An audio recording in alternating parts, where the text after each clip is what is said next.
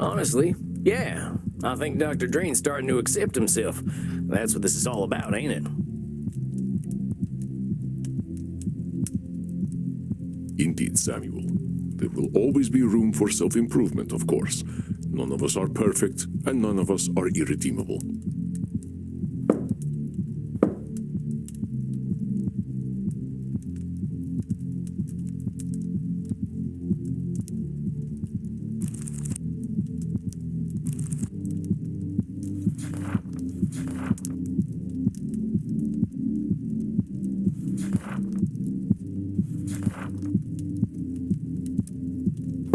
I reckon so. Whoever shows up tonight, I'll give him that same benefit of the doubt. You are a wonder, my dear. What distortions do you think you'll focus on tonight?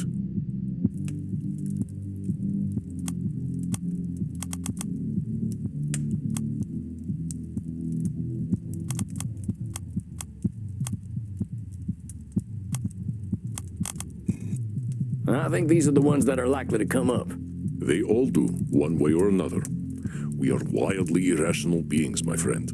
But I will leave you to Dr. Drayne. All right, I think I'm ready. Here it comes. Hello, darling. Miss me? Oh, boy. Look, are we gonna have a civilized meeting this time, or are you gonna break them fangs out? I'm going to do exactly what I want to do. And you know what? You're going to love it, American. So lay your cares and your underpants at the door, because Lord Luridus is here to take you away. I guess Dr. Drayne's back on the stuff again. Why don't you ask the little worm yourself? Oh, Doctor, your master summons you. Hello, Sam. Doc, what's going on here? Why is Lord Luridus calling himself your master? Because that's what he is. You've helped me accept that, curse you. Whoa there, compadre. How did I help you accept Lord Luridus as your master? That weren't ever a thing I encouraged. You were correct. I was approaching my issue unscientifically. I thought I could restrain him forever, but I was suppressing my vampiric needs. I had to accept the scientific truth. I am not nature's master. Nature is the master of all. To fight that reality is folly. Now hold on there, cowpoke. That's some extreme thinking there. I'm no scientist, but ain't fighting nature as natural as nature itself? You're just babbling now. I ain't. Isn't fighting nature where we all come from? Why we walked out of the sea in the first place? Why anything lives? Evolution is the inevitable result of a species' fight for survival. Those best adapted to their environments thrive, and those who do not, die. It is not done with intent.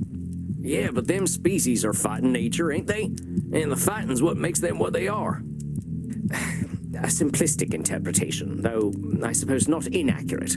But still, I realized that I was suppressing a great part of myself.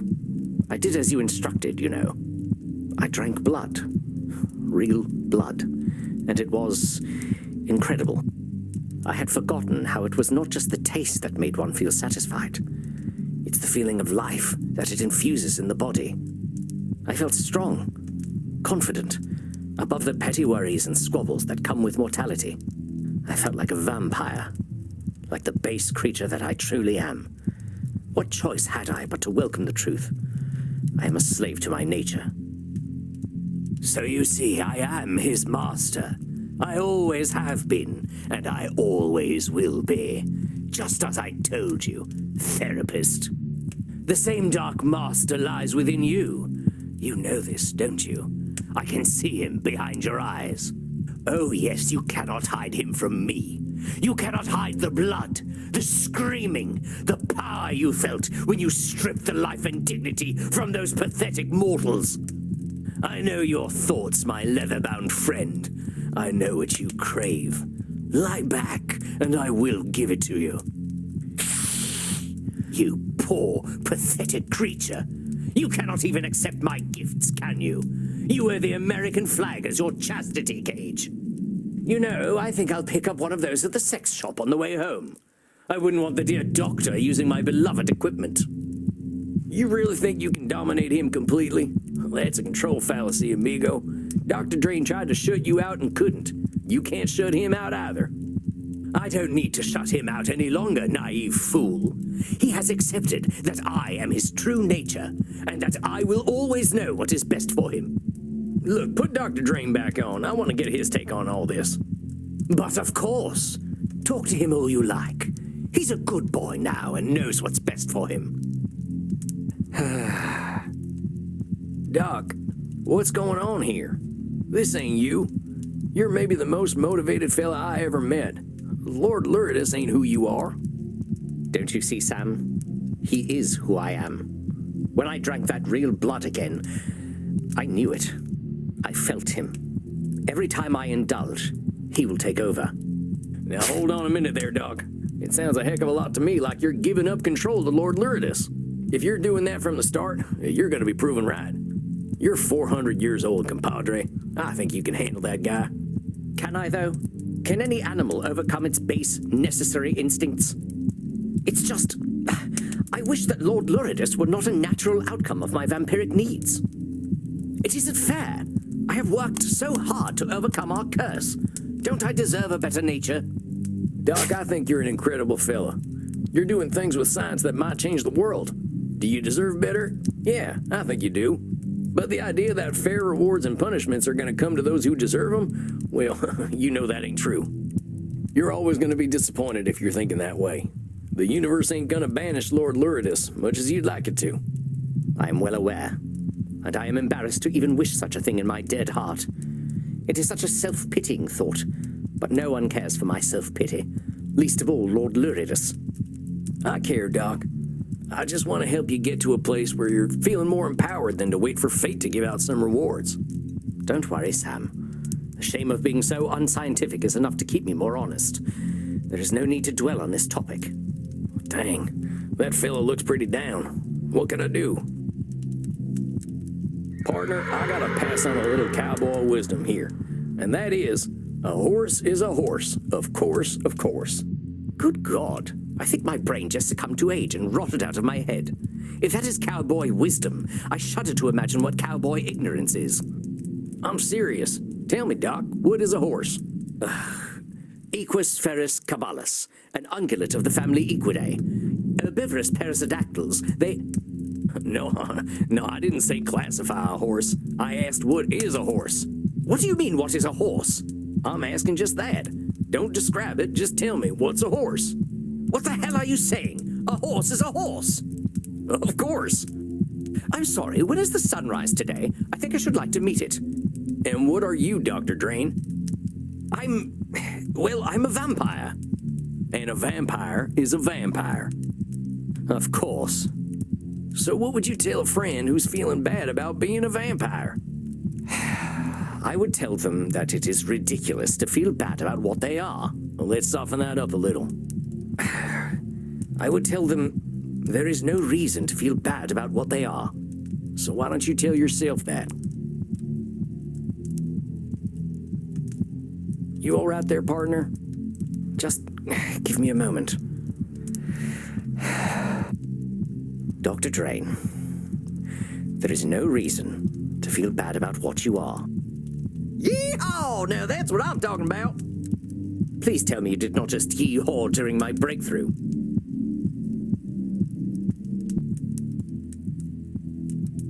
I couldn't help it. I'm proud of you, buckaroo.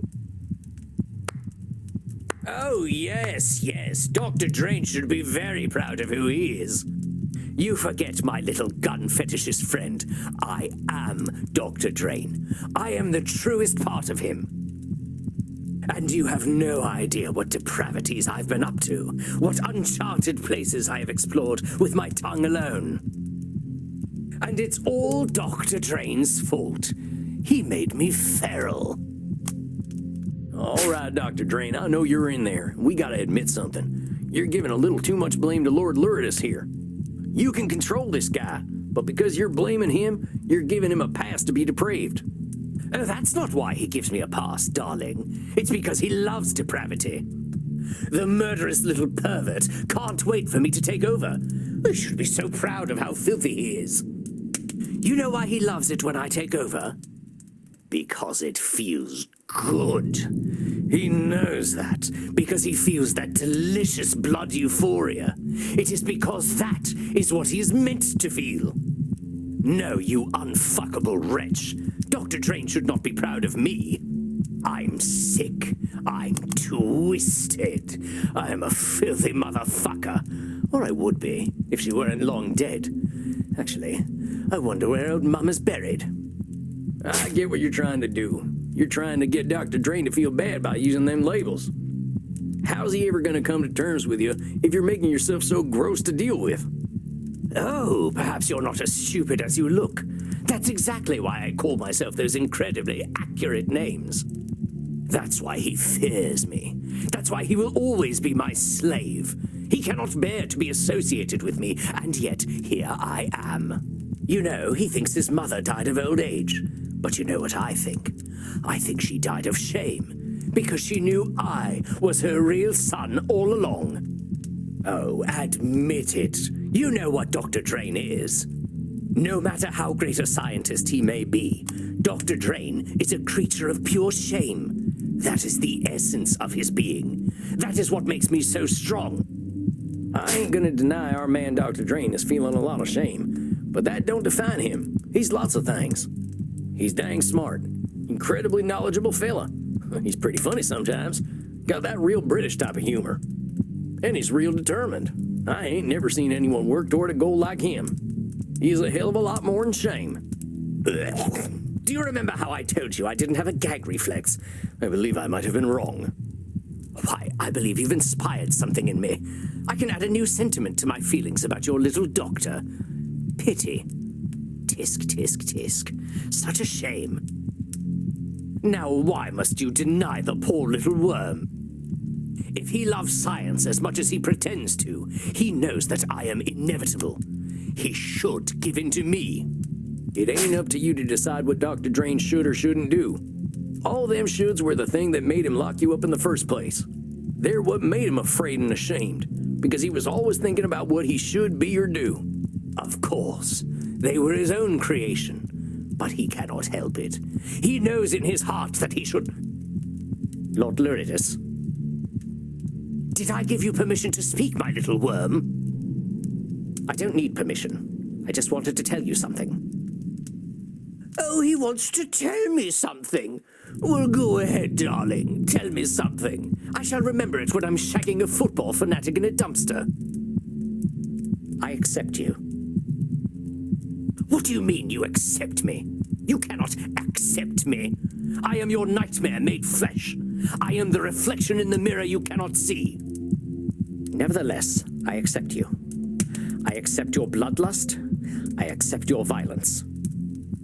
You accept my cock? Yes, I accept even that. I will not deny you any longer. But as you are me, I am you. I take responsibility for all your actions. I shall feed you and nourish you, and you shall live by the Hippocratic oath I have sworn. Dare you to try, you sniveling? No, I do not need to try. You and I are one. I know you. I accept you. And I love you all the same. Curse you. Curse you both. You sicken me. You do not sicken me. I accept you. No. I accept you. No!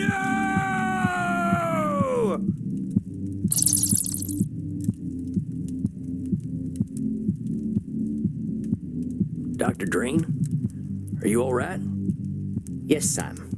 I am fine. You look fine. I feel fine. It is a very new feeling. I'm not sure I know what to do with it. I can't believe I'm saying this, but do you want to go down and dance in the club? Dance? Dance? Would I like to dance? Yes. Yes, I would like to dance. Let us dance.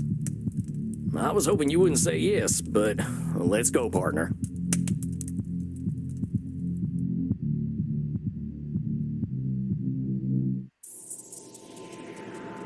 Come on, Sam. Let us cut rugs.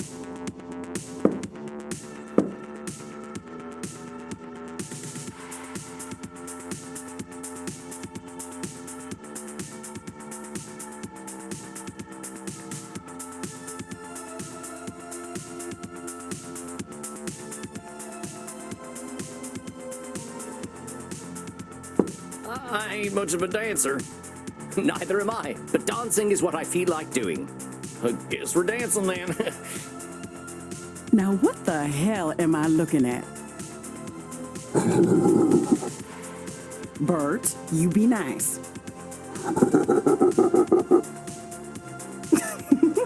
I guess that explains why Sam doesn't dance. Crimson, most dear, have you seen Samuel? I usually check in with him after a session, but he has disappeared. Check it out, Sugar Blood. What is he doing? I think he's goth square dancing. So he is. We should not laugh. Now circle right and do-si-do. But then again, that is a should statement.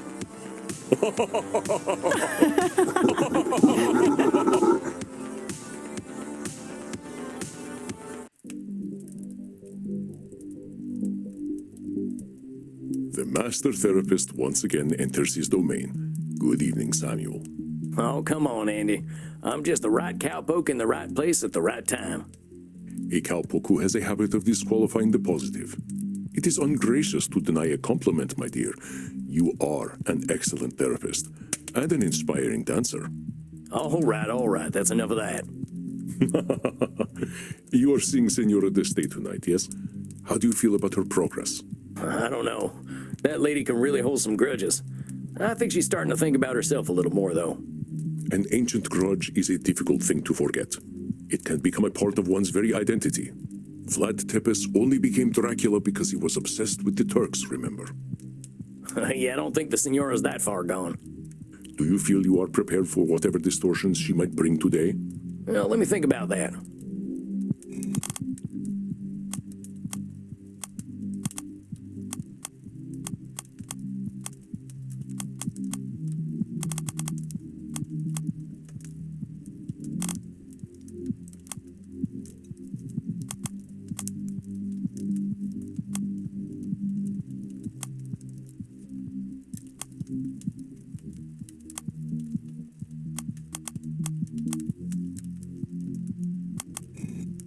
All right, filled my chamber. I'm ready to go.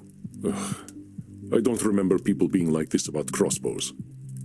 Well, you can take the cowboy out of the West, but you can't take the West out of the cowboy. So it would seem. Well, good luck tonight, Samuel. I will leave you to it. All right, deep breath, Sammy boy. Here she comes. Bonanati, Senora. What? It's Italian. I thought I'd learn how to say hello to you properly. Bonanati. No. No, I cannot repeat it. I appreciate your attempt to speak in my language, but please do not attempt to do so again. Good evening. We'll do fine. Good evening, Senora. I apologize. I am feeling delicate tonight. What's going on, Senora? The realization that I am merely a repulsive, angry old woman becomes disappointingly clear. It weighs upon me in more than one way. This can't be coming from nowhere, Senora. What's the deal? Last time we were talking, you seemed to be feeling pretty good. You want to know why I am disgusted with myself? Here, look. Whoa, hello there. I know. It is terrible. I wouldn't say that at all, Senora. In fact, I think it's beautiful. I can tell you put a lot of love into this thing. It is an entirely juvenile effort. There is nothing redeemable about this rubbish. I think you're being a little harsh there, Senora. I ain't capable of drawing anything half that good. It's clear to me you got some sense of what you're doing. I think you're focusing on your weak spots when there's a lot of good here. Per favore, look at his abdomen. What is that? It looks like an insect's thorax. Well, you might have been a little indulgent with the abs, but there's nothing wrong with a little indulgence. I call it style. And I call it trash. Believe me, Senora, I know horses. You're a heck of an artist. Then why do I feel nothing but shame when I look upon it? If I feel nothing but disgust, then it is disgusting. Isabella's feeling does not create objective truth. I find her centaur rather adorable, for instance. Then why do I feel nothing but shame when I look upon it? If I feel nothing but disgust, then it is disgusting. Senora, that's letting your gut make up reality. You look at this piece of art and see trash because that's how you're feeling. How come I don't think it's trash?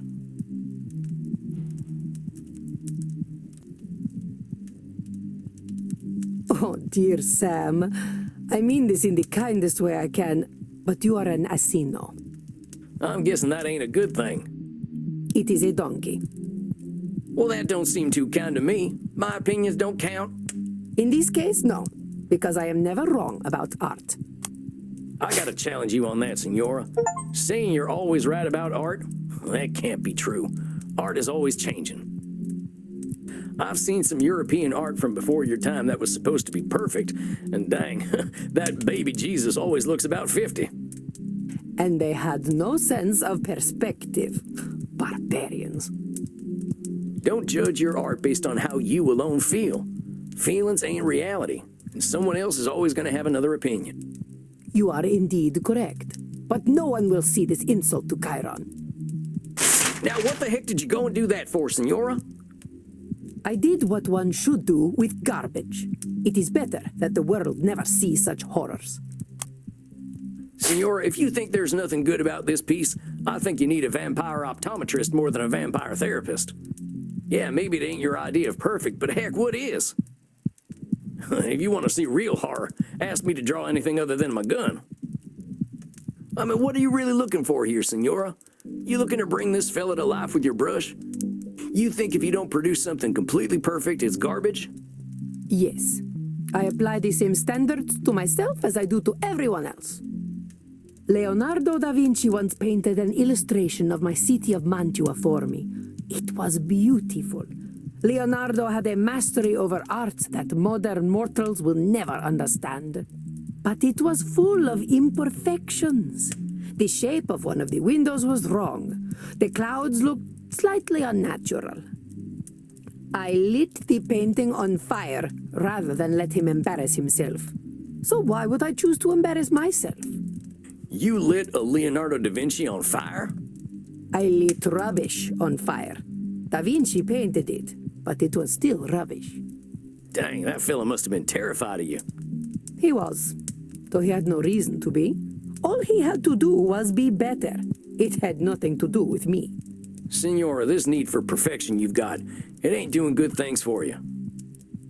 How can you say this? By demanding perfection, I improve the work of others. I improve the work of myself. Well, maybe that's true, but you're doing something less useful. And what is that?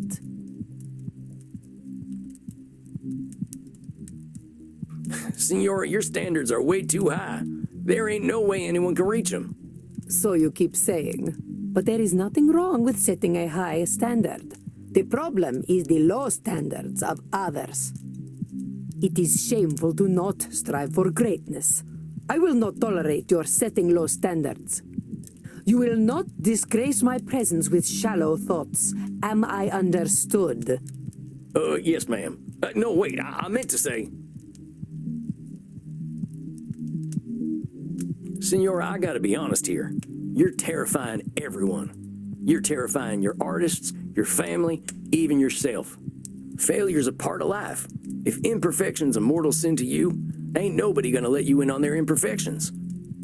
Not you, not your husband, and not your son neither. How dare you? How dare you lecture me, peasant? How dare you suggest that I was anything less than the perfect mother to my Federico? You worm! Ho sputato sulla tomba di tua madre! Vi maledico alle vele più profonde dell'inferno! Federico loved me. He knew that I knew what was best for him.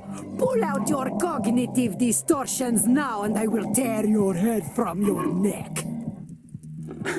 I ain't never said Federico didn't love you. All I was saying was... Zitto! Shut up, fool! You presume to tell me what I know. You, a common murderer! You who can barely speak your own language! I demanded perfection from my Federico so that he would not end up like his father, a degenerate leper whose penis hung by a thread of putrescent skin. I do not tolerate imperfection. Not from myself, not from this world, and not from my son! You know what, Senora? If you want to have that kind of control, you're going to have it all by your lonesome. I'm trying to help you, and you're screaming at me. Why? Because you can't stand being wrong? If I'm too scared to talk to you, what the hell are we doing here? What do you want me to do, lie to you? I ain't going to do that, Isabella d'Este. If you're looking for perfection, you're only going to find liars, and that ain't me. I'm sorry. I'm so sorry. I know you are right. Oh, Federico, what have I done? Hey, it's okay, Senora. He barely spoke to me when he came back from the Vatican. Every time I asked him how he was, he would say, "I am fine, mother." Of course he knew better than to talk to me. His father never did. No doubt it was I who drove them into the brothels.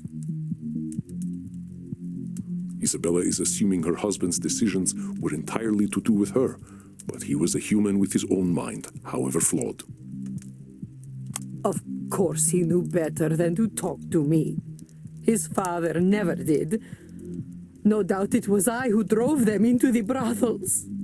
I think that's simplifying things a little, Senora. Your boys made their own decisions. There probably were a lot of reasons they went to the brothels, but putting it all on yourself just ain't accurate. You couldn't read their minds or control their behaviors. Perhaps not. But I am certain their whores did not criticize them as I did. I was only trying to make them demand better of themselves. Why did the world punish me for this? I read my Wikipedia page, you know. It was full of lies and slander. No doubt this is how history remembers me, with slander I have earned. I read that Wikipedia page too, Senora. And you know how I read it? The people are in awe of you. They call you the First Lady of the Renaissance, you know. This only proves that Machiavelli was right. That if one cannot be loved and feared, it is best to be feared. I think you're a little too down on yourself today, Senora. But here's what I think of Isabella d'Este. You're ambitious as hell. From what you told me, it sounds like being a woman in your time wasn't an easy thing.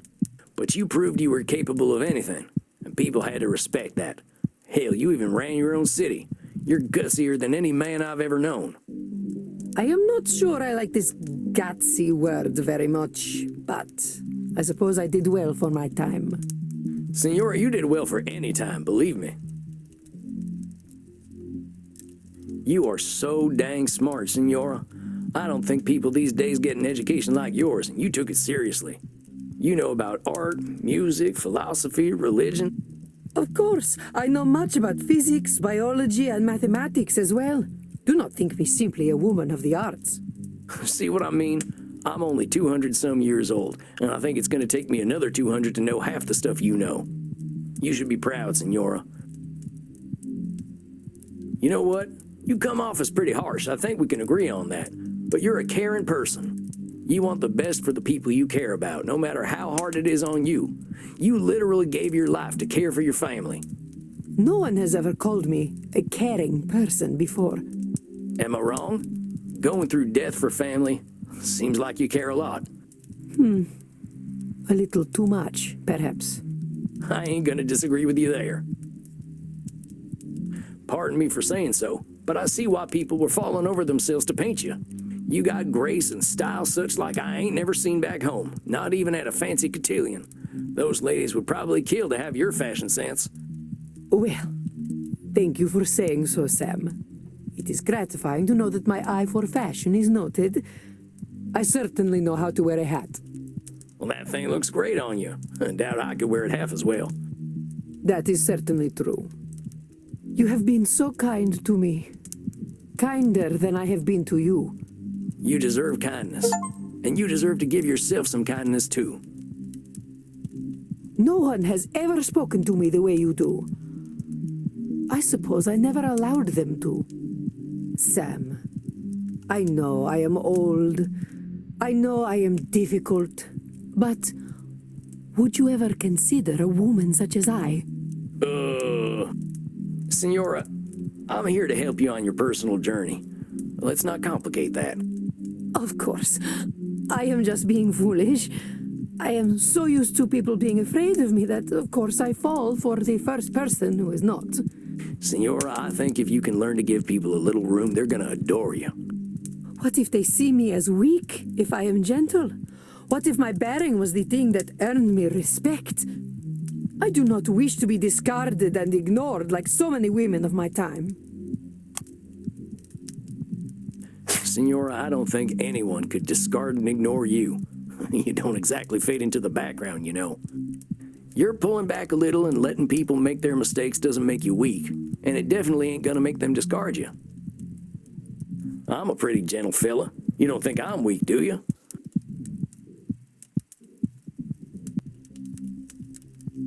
No, I do not. So don't go thinking you are, all right? I'm not saying you gotta be meek, Senora. I reckon that ain't in your nature. I'm just saying to start with compassion. People are doing their best out there, and they deserve your understanding when they ain't perfect. Same goes for you. Don't go ripping up your art because it ain't perfect. Nobody's expecting that from you or anyone, not even Da Vinci. Yes, I suppose I must resign to the truth. I am powerless before inevitable imperfection. I suppose the Calvinists were right. If Senora d'Este cannot dominate, she sees herself as having no power. I believe you told me of this distortion long ago, Samuel. Yes, I suppose I must resign to the truth. I am powerless before inevitable imperfection. I suppose the Calvinists were right. Now don't go running in the opposite direction, Senora. That ambition comes from you. Not everyone's got it. So, keep striving to be better. Just give yourself a little compassion when you don't meet those super high standards you got. And there ain't nothing wrong with holding other people to a high standard neither.